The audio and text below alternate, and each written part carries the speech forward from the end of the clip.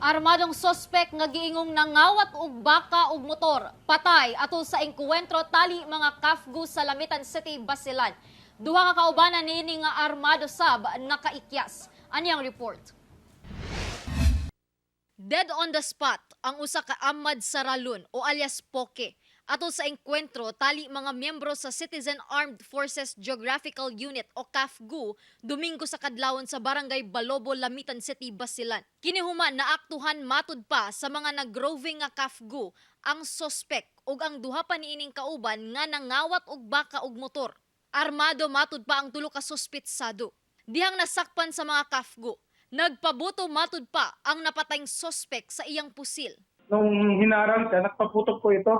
Ngayon ako, magbago sila, nag-exchange of fire. Nasamagin na ito, si Poke. Tapos running gun battle, kahit may tama na itong si Poke, nakatagbo pa rin ito mga meat. Then yung kasama niya, tuloy na nakatagbo. Pero ang sabi ng mga tropa, may tama daw din yun, yung isa doon sa nakatagbo. Nakaikyas ang duha pa ka sospek padulong sa Barangay Danit, Puntukan. Nasayran nga residente sa Albarca, Basilan ang sospek ug nagaadto sa Lamitan aron mangawat. Daan na kining dunay record sa kapulisan nga nagapangawat sab og ubang panghayop sama sa manok, kabaw ug kanding. Nagpahigayon na og manhunt operation ang kapulisan alang sa pagkasikop sa duha pa ka nakaikyas nga sospetsado.